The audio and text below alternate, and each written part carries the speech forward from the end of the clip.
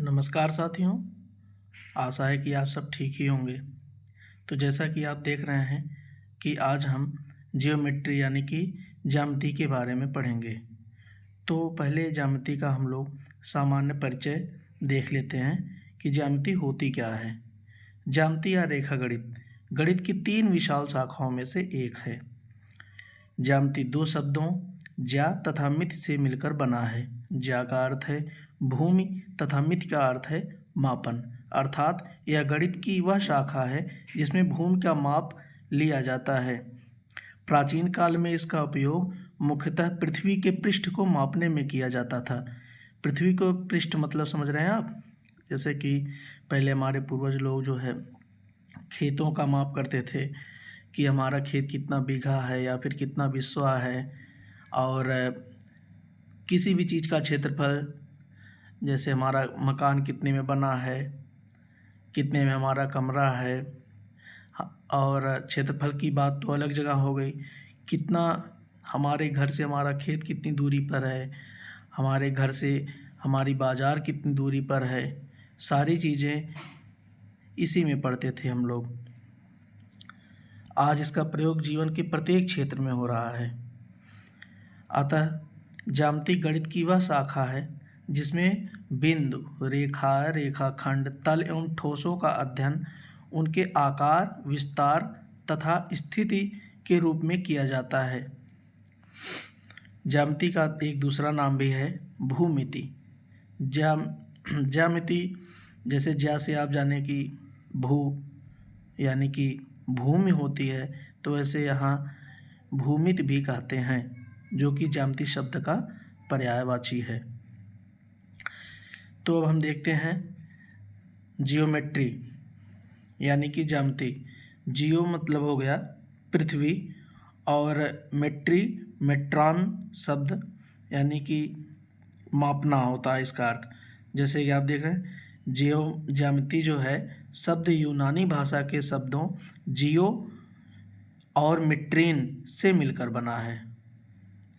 Geometry जो है यानी कि ज्यामिति जो है यूनानी भाषा से जियो और मिट्रीन शब्द से मिलकर बना है।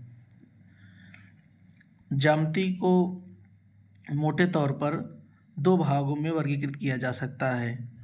जैसे जब हम अध्ययन करेंगे इसका, तो एक हो गया हमारा समतल ज्यामिति यानी कि प्लेन ज्योमेट्री, और दूसरा हो गया ठोस ज्यामिति यानी कि सॉलिड ज्योमेट्री। समतल ज्यामिति जैसे हो गई कोई सपाट जगह हो गया जहाँ ऊंचाई ना हो, यानी कि लंबाई और चौड़ाई ही हो, वह समतल ज्यामिति कहलाती है। यह एक पेपर पर, जैसे जो पेपर होता है हमारा कागज़, यही कागज़ हो गया, इस पर हम जो कुछ भी लिखने का काम किए हैं ये सब 2D प्लेन पर हुआ है। इसमें देख रहे हैं ऊंचाई कोई नहीं, मतलब ऊंचाई इसमें हाइट जो है एब्सेंट है।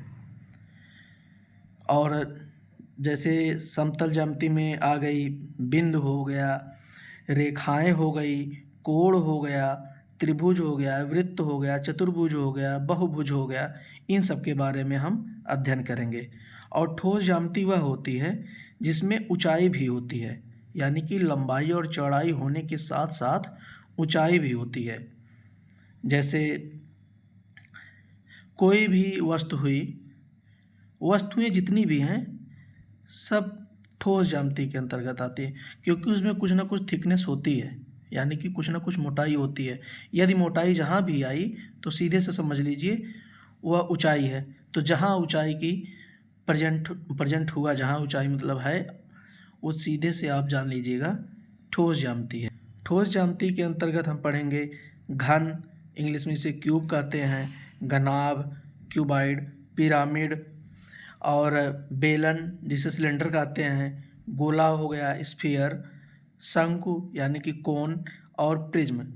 इन सब के बारे में हम ठोस ज्यामिति में पढ़ते हैं। जैसे अब हमारा एक और हो गया निर्देशांक ज्यामिति, कोऑर्डिनेट ज्योमेट्री, जिसमें X axis and Y axis यानी कि एक्स अक्ष और वाई अक्ष होता है, और ऊंचाई और दूरी, ये सब हम जो है ज्यामिति के अंतर्गत ही पढ़ते हैं। आशा है कि इतनी चीज़ें आपको समझ में आई होंगी। अब हम नेक्स्ट टॉपिक में अन्य बातों को पढ़ेंगे। तो अगली टॉपिक हमारी होगी समतल ज्यामिति। समतल ज्यामिति के अंतर्गत जितनी भी चीज़ें आती हैं उसका परिमाप, क्षेत्रफल, ये सभी चीज़ें हम समतल ज्यामिति में पढ़ेंगे। और ठोस ज्यामिति के अंतर्गत हम आयतन पढ़ेंगे और उसका पृष्ठीय क्षेत्रफल पढ़ेंगे, आदि आदि बातें हैं। ऊंचाई हो गई, उसकी कितना हो गई, ये सब चीज़ें निकालने के लिए हम ठोस ज्यामिति पढ़ेंगे। अभी तो हमारी ये बेसिक क्लास हो गई। नेक्स्ट क्लास से हम इन सभी टॉपिक पर बारी बारी चर्चा करेंगे और अगली क्लास में हम लोग इनके सूत्र यानी कि फार्मूला भी जानेंगे और कैसे भी जो परीक्षाओं में प्रश्न आते हैं उन्हें हम कैसे हल करेंगे, ये सारी चीज़ें हम सीखेंगे। ये लगी कमेंट बॉक्स में बताइएगा। अपना बहुत ख्याल रखिएगा। तब तक के लिए धन्यवाद।